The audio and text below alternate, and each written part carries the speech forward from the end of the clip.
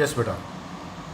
Now एक question है मेरे पास, make Venn diagram for A minus B if universal set है u इक्वल टू 1 2 3 4 और ए किसके इक्वल है, the set of 2 3 elements and b है ओनली 3 एलिमेंट। तो आपने इसमें सबसे पहले a माइनस बी फाइंड करना है और फिर कोरस्पॉन्डिंग आपने इसमें वेन डायग्राम बनाना। तो u है मेरे पास 1 2 3 4 का सेट, a है 2 3 का सेट और b है 3 एलिमेंट का सेट। a माइनस बी निकालेंगे, 2 3 में से 3 माइनस हो गया, ये देखिए ये एलिमेंट इससे हट जाएगा, यहाँ 2 बचा, ये 2 आ गया। अब जब हम इसको ध्यान से देखें अगर, तो b a का सबसेट है। अगर मैं यहाँ पे बात करूँ तो b is the proper subset of a,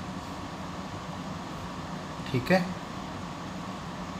hair b is the proper subset of a, क्योंकि b a का प्रॉपर सबसेट है तो b a के अंदर बनेगा। तो देखो ठीक है, तो b जो है वो a का प्रॉपर सबसेट है तो b a के अंदर बनेगा। तो ये रहा a, ये रहा u तो बाहर बनता ही रेक्टेंगल में हमेशा ही, ये तो सेम रहेगा। और ये a के अंदर b बनेगा, b में एक एलिमेंट है 3 और a के अंदर कौन सा एलिमेंट है 2 और उसके बाद u के अंदर कौन सा एलिमेंट है 1 और 4। ये मैंने u में दिखा दिया, a में सिर्फ 2 एलिमेंट है, b में 3 जो a के साथ कॉमन है। तो इस तरह से बेटा ये वेन डायग्राम होगा, क्योंकि u का सबसेट है प्रॉपर सबसेट a और a का प्रॉपर सबसेट है b, तो सर्कल के अंदर सर्कल बनेगा। अब क्वेश्चन ये था 2 कहाँ पे दिखाई दे रहा है, a माइनस बी का मतलब है a में से b के एलिमेंट हटा दो तो b का ये वाला पार्ट गायब हो गया। वैसे a रीजन था ना, पूरा a रीजन था और a में से b रीजन माइनस कर दो तो कौन सा रीजन बचेगा, ये वाला, ये वो रीजन होगा। यहाँ सिर्फ 2 एलिमेंट दिखाई देगा। तो देखिए ये 2 एलिमेंट आपका आंसर होगा, यहाँ लिख देंगे a माइनस बी। तो इस तरह से क्वेश्चन करेंगे आप। चलिए नेक्स्ट ऑपरेशन देखते हैं, symmetric difference of 2 sets. Symmetric difference of 2 sets क्या होता है? The symmetric difference of 2 sets capital A and capital B is the set A minus B union B minus A and is denoted by A del B, या ये triangle form में है, देखिए इसको del बोलते हैं, A डेल B। तो A del B क्या होता है, बोलते हैं इसको सिमेट्रिक डिफरेंस है, लिखते हैं डेल की फॉर्म में, A delta B equal to A minus B union B minus A। तो A माइनस बी डिफरेंस ले लो और B माइनस A ले लो, उसका यूनियन कर दो, तो ये जो भी सेट बनेगा वो आपका सिमेट्रिक डिफरेंस होगा।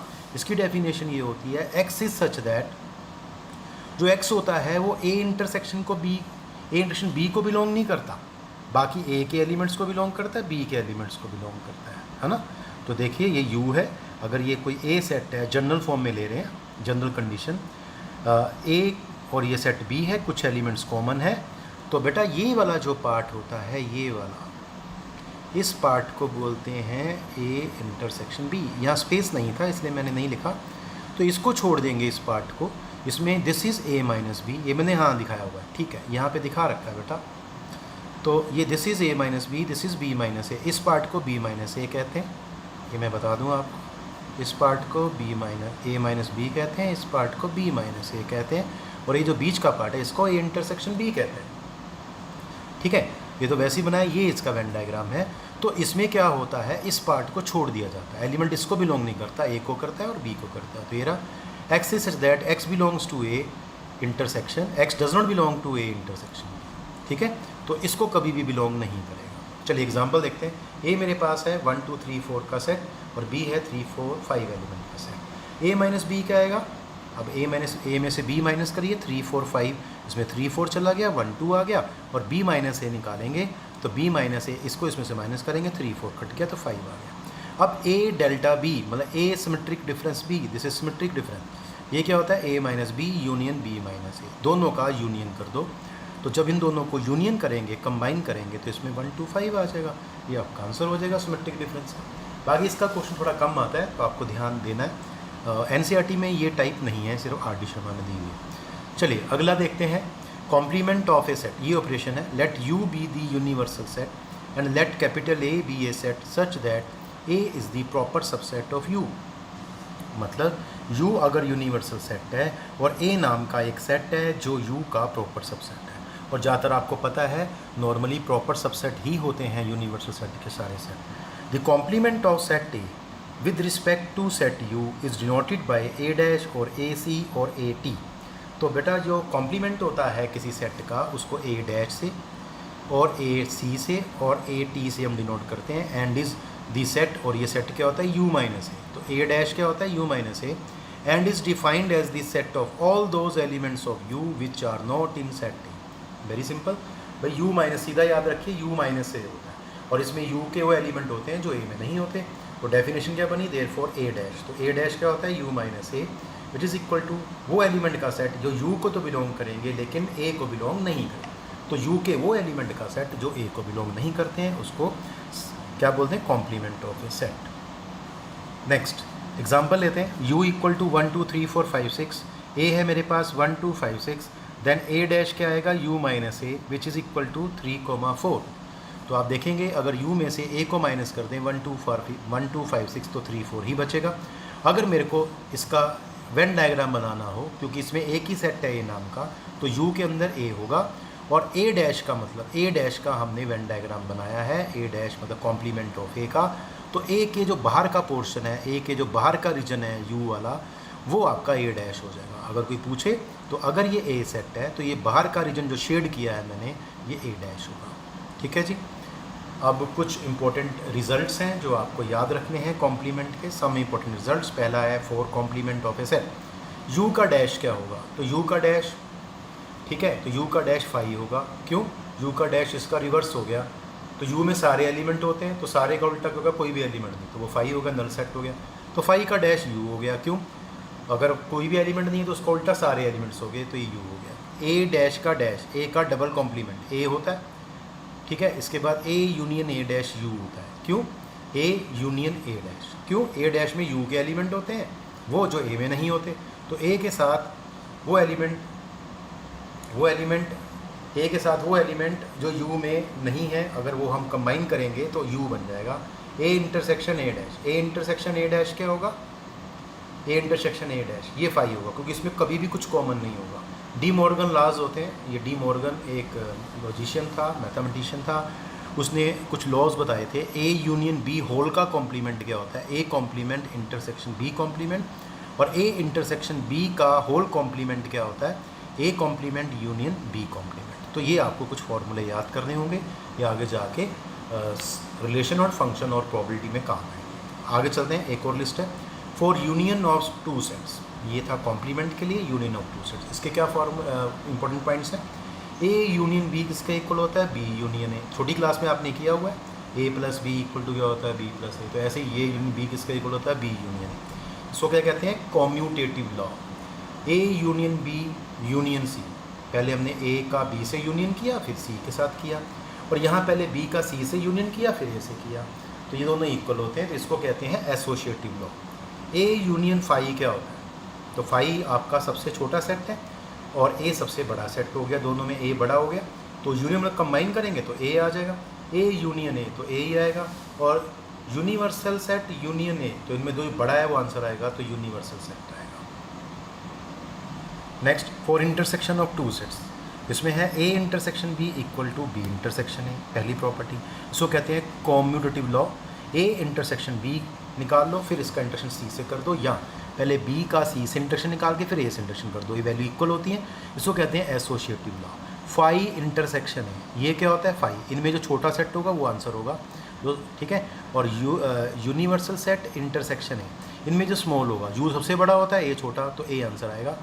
इसके बाद a इंटरसेक्शन है, a ही आएगा। a ये होता है डिस्ट्रीब्यूटिव लॉ, कि इंटरसेक्शन को डिस्ट्रीब्यूट कर दिया यूनियन पे, a intersection b union c, तो क्या होगा, a intersection b union a intersection c, a intersection b union a intersection c, और इसका उल्टा कर दो, अब u बाहर कर दो, इंटरसेक्शन अंदर कर दो, a union b intersection c, ये क्या होता है, a union b intersection a union c, a union b intersection a union c। तो ये कुछ प्रॉपर्टीज़ हैं तो आपको याद रखनी होती हैं, ठीक है, ऑपरेशन ऑन सेट्स के ऊपर होती हैं। अब कुछ पर्टिकुलर केसेस ले रहे हैं, वेन डायग्राम्स के स्पेशल केसेस ले रहे हैं, तो देखिए case 1, if a and b have some common elements, अगर a और b में कुछ एलिमेंट्स कॉमन है तो क्या होगा, अगर कॉमन एलिमेंट्स है कुछ एलिमेंट्स, तो इस तरह का वेन डायग्राम दिखाई देगा, u होगा, इसके बाद दो इंटरसेक्टिंग सर्कल्स होंगे। अगर हमें इनका यूनियन करना है तो a यूनियन b क्या होगा, ये पूरा आपका पार्ट शेड हो जाएगा, a और b का जो इंटीरियर पोर्शन है उसको शेड कर देंगे। अगर a इंटरसेक्शन b निकालना है, देखिए इन सबका पिक्चर एक जैसा बनेगा, डायग्राम एक ही जैसा, देखो सारा एक जैसा, बस शेडिंग का फ़र्क आने वाला है, ठीक है, तो सारी पिक्चर्स एक जैसी हैं, शेडिंग अलग अलग होगी। ए इंटरसेक्शन बी, इंटरसेक्शन कौन सा पोर्शन होता है इन दोनों का कॉमन पोर्शन, ये वाला, तो यहाँ शेड कर देंगे। ए माइनस बी, ए का वो पोर्शन जिसमें बी बिल्कुल नहीं है, तो ये वाला पोर्शन, ए का वो पोर्शन जिसमें बी नहीं है, तो ये पार्ट शेड हो जाएगा। बी माइनस ए किसको बोलेंगे, बी का वो पोर्शन जिसमें ए नहीं है, तो ये पार्ट शेड हो जाएगा। इसके बाद ए डैश, ए डैश क्या होता है, यू माइनस ए, तो यू में से ए को माइनस करेंगे तो ए के बाहर जो पोर्शन है, बी को नहीं देखना, सिर्फ ए को देखना है, तो इस सर्कल के बाहर जितना भी पोर्शन है उसको शेड कर देंगे। और बी डैश, बी के बाहर जितना भी पोर्शन नज़र आ रहा है आपको बी के बाहर, वो सब शेड हो जाएगा, ए को नहीं देखेंगे, सिर्फ बी। तो बी की सरकमफ्रेंस जो है इसके अंदर नहीं जाएंगे, इससे बाहर बाहर शेड कर देंगे। केस 2 देखते हैं। केस 2 में क्या है, if B is proper subset of A, अगर बी नाम का सेट ए का प्रॉपर सबसेट है, B is a proper subset of A, तो किस तरह का केस बनेगा। तो अगर मैं ए यूनियन बी निकालूँ, तो याद रखना क्योंकि बी प्रॉपर सबसेट ए का है, तो बी बनेगा, बी का सर्कल बनेगा ए सर्कल के अंदर, है ना। तो ए यूनियन बी, तो जब हम दोनों का यूनियन करेंगे तो बड़ा सेट कौन है, ए, तो आंसर ए आ जाएगा। याद रखेंगे जब यू करते हैं, यूनियन करते हैं, दोनों सेट में जो बड़ा सेट होता है वो आंसर होता है, ए आ जाएगा। तो इसका मतलब ए के इंटीरियर पोर्शन में शेडिंग होगी, तो ये शेड कर देंगे पूरा ए के अंदर, इसमें बी अपने आप ही कवर हो जाएगा। इसके बाद ए इंटरसेक्शन बी की बात करेंगे, सबकी पिक्चर सेम रहेगी, देखो इन सबकी पिक्चर एक जैसी है, बस शेडिंग का फ़र्क रहेगा। ए इंटरसेक्शन बी, अब ए इंटरसेक्शन बी, इंटरसेक्शन में याद रखिए हमेशा जो छोटा सेट होगा वो आंसर होगा, ठीक है, अगर ये प्रॉपर सबसेट हो उस केस में। तो ए इंटरसेक्शन बी, बी आएगा, तो बी के जो इंटीरियर पोर्शन है उसको हम शेड कर देंगे, ठीक है।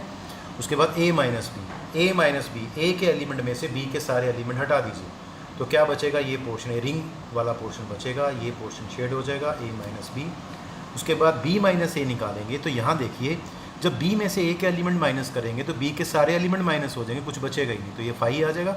यहाँ कोई भी शेडिंग नहीं होगी, यहाँ कोई भी शेडिंग नहीं है, तो इसका मतलब आंसर नल सेट होता है। ए डैश निकालेंगे, तो ए डैश का मतलब यू माइनस है, तो ए के बाहर आप शेडिंग कर देंगे, ए का जो सर्कल है उसकी जो सरकमफ्रेंस है उसके बाहर जो इंटीरियर पोर्शन है, जो बाहर पोर्शन है वहाँ आप शेडिंग करने वाले हैं, तो ए सर्कल के बाहर शेडिंग कर देंगे। ऐसे बी डैश में बी सर्कल के बाहर शेडिंग कर देंगे, जो भी पोर्शन है इसमें वहाँ, तो ये बी डैश हो जाएगा यू माइनस बी। अब एक केस हो रहा गया, लास्ट केस है आपके पास, इसमें क्या है, when A and B are disjoint sets, इसका मतलब ए और बी में कुछ भी कॉमन नहीं है, ए और बी में आंसर जो आएगा इंटरसेक्शन इनका फाई आएगा। तो इसका मतलब हो गया आपके जो सेट्स हैं वो दूर दूर होंगे, ए सेट और बी सेट में कोई भी कनेक्शन नहीं होगा, इधर ए इधर बी होगा, ए यूनियन बी, तो इसका मतलब ए के एलिमेंट भी आंसर होने चाहिए, बी के एलिमेंट भी, तो यूनियन क्या हो गया, दोनों के अंदर शेडिंग हो जाएगी। सेकंड केस होगा ए इंटरसेक्शन बी का, तो इसमें कुछ भी कॉमन नहीं है, फाई है, देखो ये दिखाया हुआ है, तो इसमें कहीं भी शेडिंग नहीं होगी। ए माइनस बी निकालेंगे तो कोई फ़र्क ही नहीं पड़ेगा ए के ऊपर, ए में से कोई भी एलिमेंट माइनस नहीं होगा, तो ए ही आंसर आ जाएगा, तो ए सेट पूरा शेड हो जाएगा। और अगर बी माइनस ए निकालेंगे तो ये बी आ जाएगा, क्योंकि बी में से कुछ भी माइनस नहीं होगा, क्योंकि दूर दूर सेट है, तो बी माइनस ए बी आ जाएगा।